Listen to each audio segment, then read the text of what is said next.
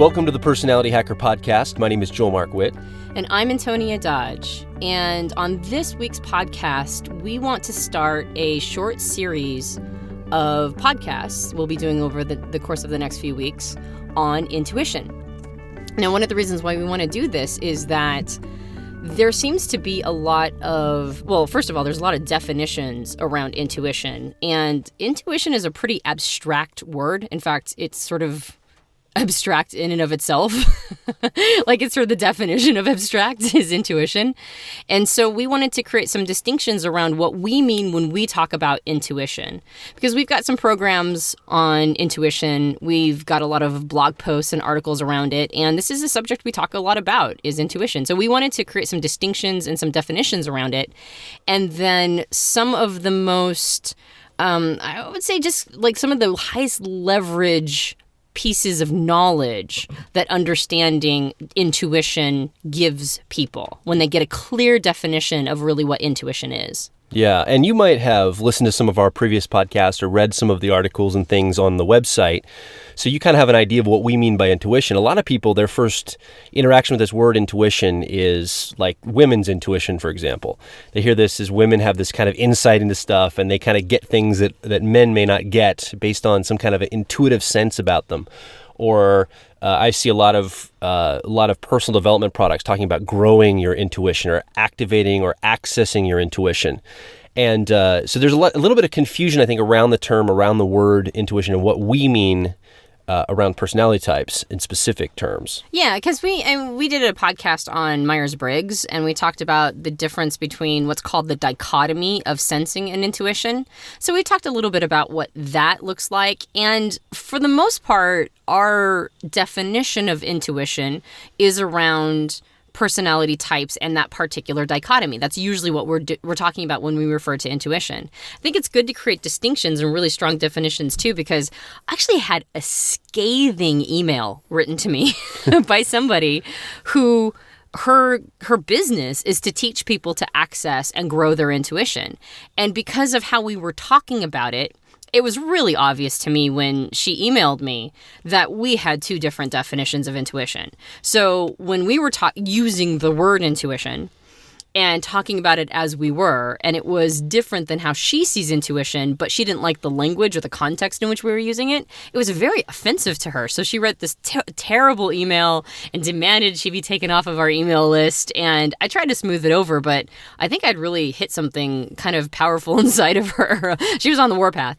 And I thought, man, we should really kind of maybe create some clarity around this. Yeah. So we don't get angry emails. So we wanted to take a few minutes to really kind of create those distinctions and talk about, like, what are we talking about here? Are we talking about a sixth sense? Are we talking about a gut feeling? Are we talking about the ability to, register when something's wrong? Or, like you said, women's intuition, when we know our baby is crying in the other room, but nobody else can hear the baby. So what exactly we're talking about with intuition? Yeah, and I'd recommend that one of the things you might do, if you haven't listened to the podcast on the Myers-Briggs personality system several podcasts ago, go download that and maybe listen to that before you listen to this episode, because that's going to give you a little bit of insight into what we're talking about. We're really talking about around personality typology, how people learn information and how people make decisions in personality types. And intuition is a particular way that people learn information. And so that's what we're going to kind of unpack today. We're going to talk about those types of people that use intuition. There's different types of intuition, and we're going to kind of unpack some of this and go into the details and the specifics of this, in particular around personality psychology. Right. So let's go back to what you just said, Joel, about how people learn differently. When we talk about personality psychology, and in particular with Myers-Briggs, we're discussing, like you mentioned, how people learn new information and how they evaluate that information or make decisions. And there's a limited number of ways. There's a limited number of ways that people primarily enjoy learning.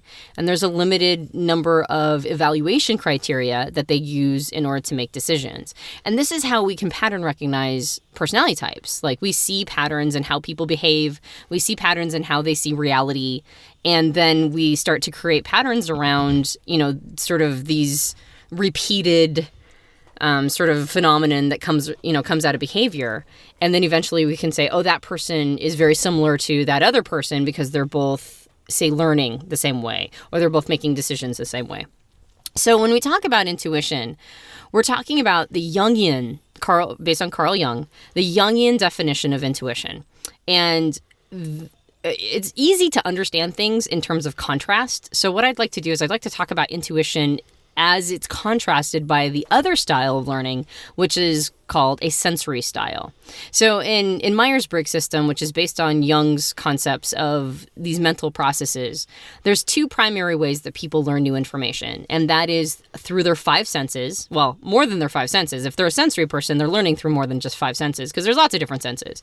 There's sense of temperature, sense of balance, sense of time. I mean, we basically have a lot of different input instruments or mechanisms that tell us a lot of pieces of information if we're just using our senses to do so. Yeah. And then the other style is called intuition. And intuition is not relying on those senses primarily to understand and learn new information. It's relying on what could be called sixth sense if you wanted to, but really it's relying on advanced pattern recognition. If I know these little details or these little pieces of information, I can infer something bigger going on here. And so we like to say it's sort of in front of the curtain or behind the curtain thinking. You can't ever know what's going on behind the curtain because it is by definition behind the curtain. You can never directly interact with it. However, you can infer what's going on behind the curtain based on what's going on in front of it. And that's how intuitives like to think. They like to think in terms of what's going on behind the curtain based on the pieces of information they're getting in front of the curtain. Whereas sensory people have a preference for knowing what's verifiable or what's reliable information. So they just want to know what's going on in front of the curtain because that's what you can interact with. That's what you can rely upon. Yeah, so one of the ways to look at this too is that people who use a sensation way of learning, so they're learning through their senses, their five senses we've just talked about, more than their five senses, the different styles. What they're looking for, what really is the end game, the end goal for these people, is to find something that's reliable, to use a sensory data or things that can be verified, reliable, vetted, that they can make their way in the world with more certainty. Whereas someone who uses an intuitive process to learn, they're not so dependent on having things verifiable. They're not so dependent on having things reliable. In fact, they're willing to speculate because more than the verifiability of information, somebody who's using intuition to learn puts more emphasis on speed of information and depth of insight about that information. And so speed and insight will be put to the forefront. So they'll sacrifice verifiability for speed and depth of insight in how they learn information. Yeah, it's comfort levels, basically. Like you said, people who use sensory processes, their comfort levels for uncertainty and unverifiability are pretty low. Like, they're just not comfortable with that. Whereas intuitives are more comfortable with speculation. They're more comfortable with that lack of certainty of being empirically right. Absolutely. And so they're willing to take some stabs. They're willing to go, well, it could be this or this that is looking us in the face. Or it could be this third thing that nobody can directly interact with, but, might be really going on here. And so, it's really about comfort levels. Now, what ends up happening from that is, somebody who's comfortable taking big risks in, say, snowboarding, they're going to become a really good snowboarder, right? Like, whatever you are willing to take risks in, you're going to become more and more proficient at that thing, as opposed to people who are uncomfortable taking risks and so stay maybe more safe or play it more safe. And so when it comes to pattern recognition and speculation, intuitives get better and better at taking the risk of speculating, and then they get better and better at actually having accurate speculations. Like, I think this is what's going on, and then come to find out later they were right. Whereas sensors, while there is an intuitive piece inside of them, and we'll talk about that in a moment, because they're not as comfortable utilizing those processes, they don't become as proficient with them.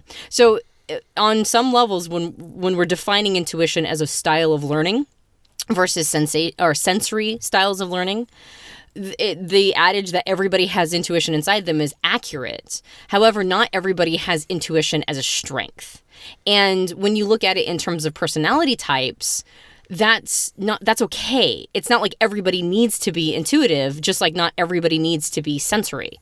We all have a different talent that we bring to the world, and our particular talent, it balances things out. There's an ecology of personality types really working. Yeah. And so you can strengthen your intuitive process if you're sensory, just like you can strengthen your sensory processes if you're intuitive.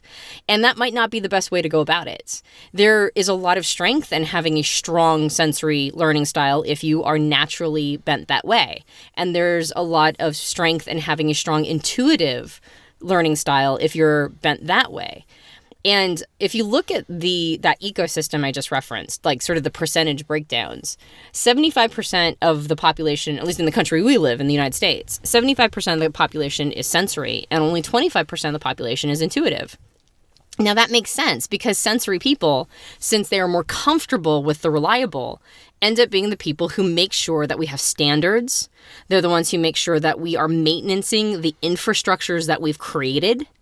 And intuitives have a tendency to want to break through to the next level. They want to change things up. They want to shake it up. Reinvent the wheel just for the sake of it. Yeah, sometimes. Or just see things in a profoundly new way.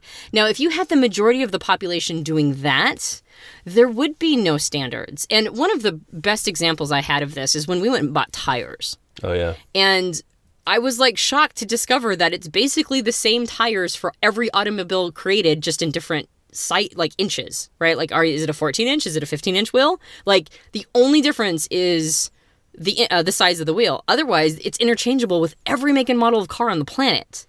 That's a standard that is incredibly convenient. It means no matter where I go, all I have to do is find a certain size tire and I can just slap it on my car.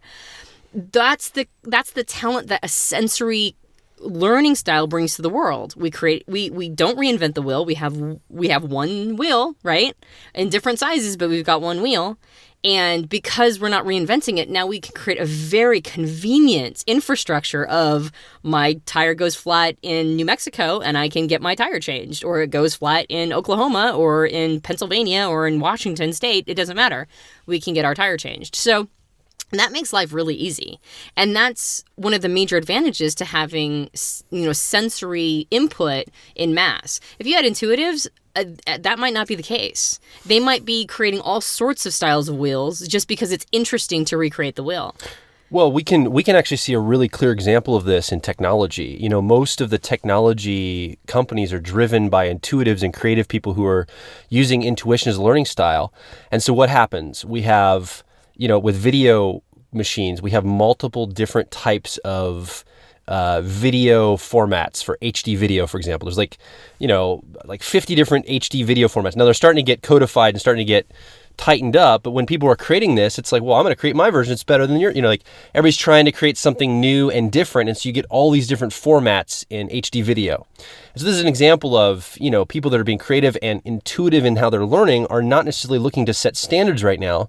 They're looking to push the envelope and to explore and to try something new and to pattern recognize what's the best way to get HD video, as an example. That's a great example. And I think that is an easy one to understand sort of how this pans out. At the early times of a new technology, the mavens, the people who are really pushing new technologies forward have a tendency to be intuitives because they're seeing a reality that's not there yet. They're seeing behind the curtain what could be. And so they're creating something new. But then now there's all these people who are intuitives who are creating something new. And like you said, you get 50 different versions. But then over time, when somebody comes out as a clear winner, or maybe they just come out as a clear winner with marketing or whatever it is, either they've got the best into technology or they've got the best marketing, or who knows. Yeah. But that becomes the new standard. Then it gets adopted by people who have more of a sensory persuasion because now it's useful. Now they can see how it applies to life. Now they incorporate it into the infrastructure. And now we've got one, right? We've got one who's the standard that everybody uses. And now life becomes a lot easier. And that's a great example of sort of the intuitive sensory relationship in general. Yeah. In the early times, you've got all these different styles. Airplanes were the same way, right? There was all these different styles of airplanes attempting to be built. And then eventually now we've got a series of airplanes that all kind of follow the same models, right? For the big commercial airlines, you've got the 747s, 757s, they all for the most part, they run a range of a certain standard of airplane. And most people, that's kind of what we're used to. So that is a great example of creating a distinction between how like sensors and intuitives think. I want to be clear that I'm not saying that people who use sensory data to learn are not creative or can't come up with new things. I just want to be very clear and make that distinction. Some of the most creative people on the planet use a sensory form of learning. It just tends to be that, particularly in new technology like we're talking about, that you're going to get intuitives that are leading the charge. And it doesn't mean that sensors can't. It just happens to be that that's how it plays out typically. Yeah, that's the problem with using the word creative, because we think of creativity as like sort of anything new. Well, everyone's creative. Yeah. I don't care what your learning style is or what Right. your decision-making style is. We all have a creative element in our Yeah. hearts and our minds. We're all that way. We're wired to be that way as humans. We're creative people. And when you see a sensory style of creativity, I mean, the greatest artists of the world have been sensors. Absolutely. Some of the most amazing performers on the planet have been sensors. Michael Jackson Absolutely. was most likely a sensor learning style. Pablo Picasso was of a sensory learning style. Like, some of these incredible, amazing feats of creativity have come from sensors. I think the big difference is that intuitives have a tendency to bring something that the world has never seen. They tend to bring that to life. Because they're looking for things that have never existed, they have a tendency to bring to reality something that could only have been imagined before. Whereas sensors, when they're creative, they have a tendency to make something new that has a sensory platform already, like painting or maybe, most of the greatest chefs are sensory. Like, that's the kind of creativity that sensors have a tendency to gravitate toward. And intuitives have a tendency to gravitate towards, like you said, new technologies, things that the world hasn't quite seen before. They're the mavens of sort of the new world. And that's perfect, because you can't have too many people trying to recreate and redefine reality. Yeah. Right? Because then you have, it's a mess. Yeah. Right? Like, you can't have the majority of people doing that. I remember reading this book a little while back, just a quick little story here, a side note, about this guy who was giving a talk about, he was telling about a conference he was at. He was one of the speakers at this conference, and he was saying that the guy that was right up on stage before him said, look, here's what you do in life. You never go out and eat the mushrooms in a field, using a metaphor of like going out exploring, because you don't know if they're poisonous or not. Don't become a mushroom eater. Always make sure someone else has eaten those mushrooms first to know if they're safe. So if you're trying a new business or trying a new venture, always make sure that at least someone's tested a little bit, and then go and jump into it. And the speaker who was writing this book said he got up on stage right after that guy and said, I have to confess I'm one of those mushroom eaters because I like to run out in the field and eat stuff that's never been eaten before. It's kind of this difference of like, are you waiting to see if somebody's at least dabbled at it a little bit, or are you willing to rush in and maybe kill yourself through eating poisonous mushrooms, metaphorically speaking? I thought that was a great story that guy told, because it really shows the difference between how the different minds think. Yeah, absolutely. And so there's no argument that both are valid ways of learning, that both are needed, that we have to have a balance of the two. And the balance is not 50-50. The balance is 25-75. You need the majority of people who are more gravitating towards certainty, gravitating towards standards, gravitating toward keeping the infrastructure going. And then you need a small percentage of people who are trying to get us to the next place, whatever that looks like. Yeah. You can't have too many people doing that. You can't have too many people, trying to create a new reality. So that's a perfect balance in the ecosystem. What it does, though, what ends up being born from that is it ends up being that people who have a natural proficiency or a gravitation preference towards the intuitive learning style end up being a smaller percentage of the population. And when we're talking about it in sort of a macro way, we're like, okay, so we need more people creating standards and fewer people taking us to the next level, etc. That is a really easy way of talking about it and understanding it. But when you're like 6 years old and you happen to be intuitive and you happen to be surrounded by sensory people, maybe in your family or at school, and you have no idea why you're thinking so differently from the rest of them, none of that means anything. Yeah. Right? You're just a 6-year-old that's intuitive. Who are you? Why are you so weird? Why is everybody looking at you like you're a weirdo? Yeah. Right? And you know stuff. You're 6 and you know stuff. They're like, how do I just know this is... I have a tendency to think this is what's going on. I can see a pattern here.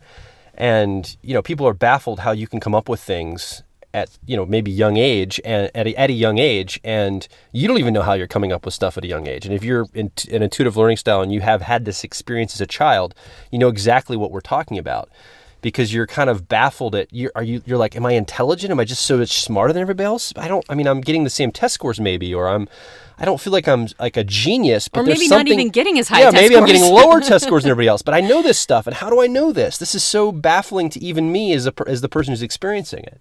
And what's probably happening is you're using an intuitive learning style. You're pattern recognizing something that other people aren't recognizing, and you're able to come to conclusions. You're willing to take the risk to come to conclusions, and it's kind of weirding other people out maybe around you as a child. And so this might have been an experience you've had growing up. Yeah, well, and I know, like, I've been around your family has a lot of sensory people, and I've noticed that whenever you and I hang out with them, they must call us. I mean, we're all in our 30s, right? Like, we're not little kids, and I think they call me a nerd every time I'm around them.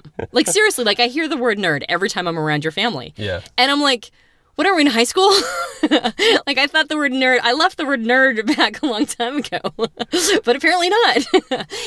And I think it's playful, and I think it's gentle, and it's not intended to be insulting. But that's just kind of, like, at 36, I take it with a grain of salt, because, this is not my first rodeo. I've been called a nerd and a geek before, and I've worked through it, and I've realized that those nerd powers are why I'm where I'm at today. But if you're like a kid, right? You're like 13 years old, or 14, you're a freshman in high school. You're just entering high school. You might be a boy or a girl, and you're just like super duper off the charts horny because like you've just entered puberty. And all you want is for somebody of the opposite sex to give you the time of day for like 2 seconds. And on a daily basis, you're called a nerd or a geek, and you're like, I will never get through this. I will never reach the other side of this. I'm going to die in high school like a virgin and lonely and being called a nerd, right? And these are the things that on a micro level intuitives have to contend with. Yeah, absolutely. So one of the really powerful components of understanding how intuition works is recognizing that feeling of odd man out, that's part of it. That's part of the equation. That's part of what comes with it. Well, and it's accentuated. You were talking about the 75-25 split, and we've mentioned this on a podcast previously, but it's almost the same breakdown as left-handers versus right-handers in the world. 25% of the population roughly is about left-handed, and 75% is right-handed. And so the world is constructed for the majority. That's just how it works. That's how life is, right? So most of the world is constructed for people that are right-handed. Your mouse is on the right-hand side of your computer if you have a desktop computer.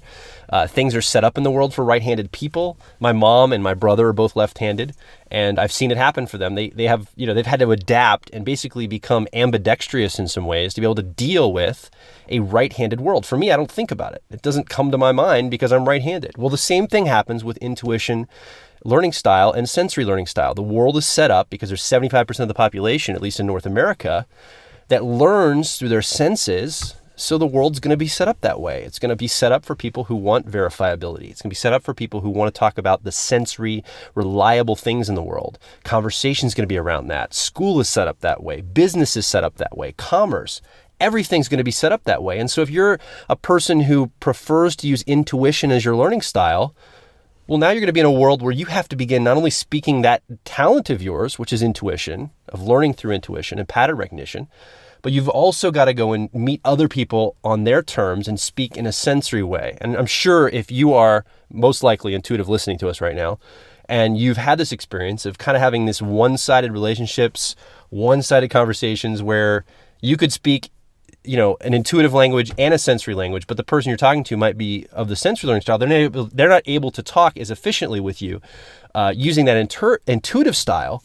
Well, now you've got, you kind of feel like an odd man out or odd woman out, depending on your gender. Yeah, exactly. And so it can become, especially when entering all of these institutions, like you said, in business and school and any institution we enter, when we are at the bottom of the totem pole, then that's really when we feel it, right? Like when we really feel it when we're entering the world and we're like interviewing for a job. No, tell your story about trying to get your passport. Like you're freaking out because it's paperwork related, and you're like literally. I've never seen you so panicked. You're like breaking into a cold sweat. I'm like, it's okay, Tony. We'll get through this. Oh my gosh, I know. Well, because so I'm of a specific style of intuition. We're going to talk about this either in this, it depends on how long we go with this podcast. We might talk about it in this podcast, or we might talk about it in the next one. But even when you look just at intuition itself, it gets broken down into two different styles of intuition. So if you have an intuitive learning style, it's not just intuition, it's going to be one of two different flavors of intuition, which we'll be addressing. But my flavor of intuition happens to be the mirror opposite of the learning style, the sensory learning style, that's all about infrastructure and maintenance and crossing all the T's and dotting all the I's and making sure that everything gets done right. Like not morally right, but logistically right. Yeah. There's a level of certainty and safety that comes around making sure that all the protocol has been observed. And that is like the opposite of how I see reality, right? Like as far as I'm concerned, I could not, if I tried, if I really put my heart and soul into it, I couldn't care less about paperwork. Yeah. Like at all. Who cares if that box is checked? Who cares? You get the point. I'm applying for this thing. Does it really matter? Couldn't even begin to care less. Not even the slightest little bit. Which means that every time I have to go, say, get my license or get my passport renewed or whatever, seriously, I break out in a cold sweat because my experience in the past has been that I show up with what I believe is all the paperwork that I needed. I called ahead. I said, hey, what paperwork do I need? And they gave me you need this, this, and this. And I show up and they're like, oh, you forgot this piece of paperwork. Or you can't use this piece of paperwork because this is not the official one. This is the one that, the hospital gave you. We only accept these on Tuesdays between 12 and 2. Yeah. Or oh, sorry, this is the one day a year we're closed and you just happen to show up here on that day. Or no, sorry, we can't take your picture this time because blah, blah, blah. I'm seriously, it doesn't matter what I'm trying to do. The universe is so against me when I'm trying to get my new license. And the problem is that I move so much, or I have in the past. I seriously, I had my Oregon driver's license 2 states later. I had moved to Anchorage. I'd lived in Anchorage, Alaska for 4 years, never got a new license. I moved to Las Vegas, Nevada, never got a new license because I dreaded it so much. And when I got my Pennsylvania license, I seriously showed up 4 times. Yeah. I had to go back 4 times to get my Pennsylvania driver's license. So, I've got PTSD around this. I seriously get, cold sweats around the concept. So, my passport expires. And I'm like, oh, shit. I gotta go get my new passport. And I know it's gonna be the nightmare of all nightmares. But I can't live without a passport, right? I can't, even if I have no plans to go anywhere, not having a passport is painful to me because I'm but I can't just leave the country at any moment. Not that I'm some sort of drug dealer and I've got to get out of here or anything, but I need a passport just for my own personal sense of safety not safety, my own personal sense of freedom. I need a passport. Well, there's safety in your freedom, really. Exactly. So the pain of not having a passport eclipses the pain of getting a passport.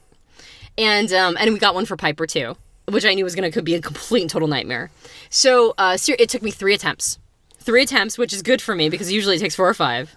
And when I get to the post office, there's a guy there who's very sensory and very efficient. And I just look at him with big puppy dog eyes and I'm like, I'm gonna fuck this up. And I need you to hold my hand through this entire process, and I'm not leaving until this all happens. And something about my really pitiful puppy dog look had this guy go, okay, we'll take care of it. He was great. He put you at ease. He's like, all right, I'll help you with this. And thank goodness he did. Oh my gosh. Thank goodness. Because the courthouse, which is where I got the paperwork from, apparently gave me expired paperwork. And they didn't catch it. How would I know that, right? And he, after I filled out everything and I've got my passport picture, which of course was taken wrong at AAA, right? And he's like, they took this wrong. So he's cutting it to the right size. And he's checking over all my paperwork. And eventually he goes, oh no. And I'm like, oh no? Oh no, what? What do you mean, oh no? He's like, oh no, this is expired paperwork. When did you get this? And I said 2 months ago at the courthouse. He's like, oh, they should have known better. This expired a year ago. We've been instructed to destroy all these. Had you sent this in, they would have refused it and you would have had to start the process all over again. And boom, sweaty palms, cold sweats. And I'm like, no, no. But he helped me out. He gave me the right paperwork. He helped me fill the whole thing out. Seriously, it took me an hour to do all of this. And I haven't gotten my passport yet. That happened like a couple weeks ago. And I should have my passport soon. But this entire process was like disturbing to me. Yeah. He was censor. He was amazing. He's like, yeah, that's stupid. I hate that they have to do all this. I want to buy a cabin out in the middle of nowhere and never have to deal with paperwork ever again. But he was saying it in sort of this way of like, yeah, it's getting overcomplicated, but it's manageable. Yeah. I'm thinking of in terms of like, I can't even imagine a worse scenario than having to do this paperwork every day. Like, this seriously is blow my brains out work for me. And it was just such a perfect illustration of how it was an annoyance to that sensory learning style. It was annoying to him, but it was manageable. And to me, it was like I was sent into the seventh orbit of sun, right? I'm like, I can't even deal with this. Yeah. And I'm anticipating that the reverse is true. I bet. For somebody who's sensory, to be forced to speculate, to predict, to project, to not have a sense of certainty probably gives them the same level of cold sweats that me having to fill out paperwork does. Yeah. Yeah. And if you're, again, the likelihood of you listening to this, you're either someone who learns using an intuition learning style, or you're very familiar with people who do. Would be my guess. Intuitive friendly. Intuitive friendly, because because you have this on your radar. If you're not using intuitive learning as one of your preferences, you still have this on your radar, and you might access it in times of play or in times of being creative, things like that. Or you might have people in your family or your friends that are intuitive, and so you're used to engaging with people on this level. And you might have, if you're not of an intuitive learning style, you might have that twinge of kind of like a panic feeling if somebody's going down this road of talking about speculative things that are confusing or potentially disturbing or whatever that could cause you to feel like, oh man, what, paranoid type stuff. Yeah. These feelings that come up. And so I'm guessing you're probably right. I'm guessing that people probably do have that experience on the other end. And that's more likely to happen because there's more sensors than intuitives. Mm-hmm. And when that happens in the reverse, and I think intuitives are used to that, like starting to talk and the other person's eyes are glazing over, or they're like, dude, what are you talking about? You're freaking me out, or whatever it is, then intuitives think there's something wrong with them. Yeah. They take it personally. Like, there's something wrong with me if this is the kind of response or reaction that I engender in another person. Yeah. And so then intuitives end up going under the radar. Right? They start doing what we call blending, which is pretending that they're not intuitive in order to get through the world. Which is a great strategy, because the world will reward you for that often. And but you're denying a piece of who you really are at the core of your being, of how you prefer to learn information. And I mean, that's when we talk about personality hacker and kind of the things that we really care about, some of the core values. One of those is this idea of awakening people's intuition. This notion that if you do have an intuitive learning style, it's time to awaken that. It's time to stop hiding, because the world needs more people to take bold action and to have new ideas and new ways of thinking about how things work and pattern recognizing this. Mm-hmm. And so by blending, you're really robbing yourself of living a potentially happy life, and you're robbing the world. You're robbing the people around you, because that's one of your greatest talents. And hiding that is like, it's sad. And it's difficult because the rest of us needs you to show up. Yeah. Well, and I think, oftentimes we get this sense of like sort of persecution when we are, like I was talking about, entering institutions. Yeah. We kind of started this out before I went off on my tangent about getting a passport, we started talking about entering institutions. And as an intuitive, it feels like you're at a loss, right? Because everybody else seems to know what to do but you. And everybody else seems to know how to play the game, or they know the right words to say, or whatever. And as an intuitive, you may have like pattern recognized the right words to say, but it's not like you embody them. Mm-hmm. However, if you look at the other side of the equation of infrastructure, that's entering. Entering, you're at a loss. But when you look at the people who are massively successful, basically the people who are leading the planet, they're just, there's intuitive after intuitive. Right? Yeah. We look at who is the person who's the ultimate cult leader of today? Oprah Winfrey, right? Oprah Winfrey is like, she says jump, and a billion soccer moms go how high while they're up in the sky already, Which right? book do you want me to buy? Tell me the thing that you want me to do. I just pretty much do whatever Oprah tells me to do, right? Yeah. Total intuitive. Tony Robbins is a personal development guru, and he would be intuitive. Right. Leading the charge. And the major, business owners, Steve Jobs was an intuitive. Bill Gates is an intuitive. Warren Buffett, there's some argument on this, but I've seen a lot of Warren Buffett's videos, and I'm pretty sure that guy's intuitive. Charlie Munger, his right-hand man, intuitive. Richard Branson is an intuitive. The owner of the Virgin Group. Right. There's a lot of celebrities and stars that are sensory. That seems to be a place where sensors really shine, is in performance and those sort of things. But if you see the actors and celebrities who are starting to branch out and make a change in the world that's outside of their industry, like the Ashton Kutchers, intuitive. Or the ones that are willing to go and act in that small independent film and not really get paid a lot for it potentially. And they're involved in the support of the creative leadership end of things. Sometimes those guys and gals can be intuitive based on their desire to do something different than just be part of the system. Mm-hmm. So it feels in early days, on a micro level, it feels in early days like intuitives are persecuted and nobody understands them and they've got a lot of needs that go unmet. But when you look at it in a bigger picture way, the intuitives that have gone, you know what, I'm not going to let that stop me. That might be the case. And also I'm going to keep going. They're the ones who, they change how we see reality.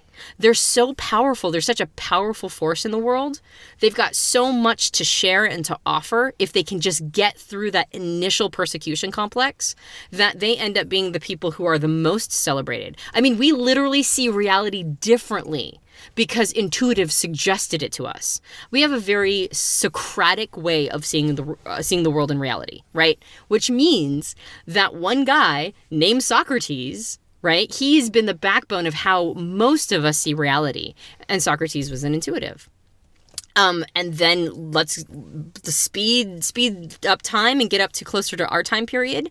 We literally see reality differently because of the theories that Albert Einstein worked on. Like, we engage with reality in a completely alternate way than people did 200 years ago because of the theories of Albert Einstein. He was an intuitive. Same thing with Charles Darwin. We engage with reality differently because it was suggested by Charles Darwin, a total intuitive. Yeah. And that's how it works. So for the intuitives that are listening, and Joel keeps saying, if you're listening to our podcast, you're most likely an intuitive. The reason why is because our podcast is filled with abstractions. We riff, we talk about ideas and concepts, like we speculate, we pattern recognize. That's just our style because we're both intuitive. So if you're with us up to this point, if you've been following us, or if you're enjoying this particular podcast, then you're probably of an intuitive persuasion, or you're very sympathetic to intuitives. Yeah. And if that's the case, then any feeling of persecution you may have grown up with as an intuitive, that's part of the process. I think that that's actually a refinement process that intuitives go through to get to the moment when they say, I'm not going to let that stop me. Mm-hmm. I'm okay with that. That's going to be fine. Because when you end up playing a big game and making a big splash in the world, that resolve of, I'm not going to let this stop me in early times, that is the muscle you're going to be relying on the entire, the whole process. Mm-hmm. All the way up to the point where you're making an enormous impact on the world. You've still got to have the mechanism that goes, I'm not going to let this stop me. So we really are talking about, this talent you probably have of learning with intuition. And the challenge that Antonia and I would give you is this idea of take courage, give yourself permission. Because one of the keys is going to be giving yourself permission. And if you give yourself permission to use one of the greatest talents that you have in your arsenal, you're going to find other people who may not have given themselves permission yet, but they're going to be inspired by you doing that. And now there's 2 of you. Yeah. Or 3 of you. Yeah. And as you find these people in your life who also have a preference for intuitive learning style, you're going to begin to see a whole different world. I mean, for me, I grew up where most of the people I interacted with for a long period of time were either intuitives who hadn't given themselves permission because they just didn't feel like they could fully embrace this way of learning, or people who learn through sensory means, through the senses. And so what happened is I ended up kind of atrophying a bit. I ended up not really embodying who I could potentially fully become because I didn't really have other people to support that. And so I think for me, the tipping point was realizing that not only are there other people who have an intuitive learning style, but they're willing to fully accept that about themselves and give themselves permission and have the courage to live their life, even in the face of people being like, man, you're a weirdo. How in the world do you see the world? Even in the midst of that, and having a support structure of friends now that are intuitive along with me, it's like, wow, this is incredible. And it's encouraging, it's supportive, it gives me courage, and it's exciting to be living my true authentic self in the world, in the style that I learn in. Oh, absolutely. Well, and also, ever since I did the same thing that you're talking about, I've been on a path. Like, it really feels like I'm on a path that what I truly want in life, like the big game plans that I have, I don't think I would be able to get there were I not to accept this part of me and then tap into it as a resource. Like the intuitive part of me is something that is hugely instrumental in me being able to have the impact on the world that I want to have. So it's not just about accepting it, but then it's about understanding its potential, honing it, exercising it, tapping into it as a resource, utilizing it, and then fully embodying it as a way to get, to make the impact that you really want to make. So I'm assuming that we probably don't have a lot of time left to talk about this different styles. Why don't we talk about that next podcast? Yeah, I think it's a great idea. Okay, so maybe we could just wrap up this podcast by really solidifying the message that if you are of an intuitive learning style, the first step is accepting it. And then the second step is really understanding its power, its potential power, and then doing what you can to hone it. So what you can do if you're wondering if you're of an intuitive learning style is you can go to personalityhacker.com and take the Genius Style Assessment. And the Genius Style Assessment will let you know whether or not you have intuition as one of your primary learning styles. And we're going to talk about the different styles of intuition later, but if you end up coming out in the Genius Style Assessment, if you end up coming out as either an exploration genius or a perspective genius, then that means that you have intuition. Or everybody has intuition, that you have intuition as a dominant learning style. Yeah, as your preference, your preferred dominant learning style. Exactly. So I highly recommend going and checking that out and going and taking the test, finding out if you're exploration or perspectives. And then in the next podcast, we're going to talk about exploration and perspectives. Yeah. The two different intuitive learning styles. We'll break those down. So that's personalityhacker.com. You can find us at facebook.com/personalityhacker or twitter.com/personalityhack, HACK. And my name is Joel Mark Witt. And I'm Antonia Dodge. We will talk to you on the next podcast.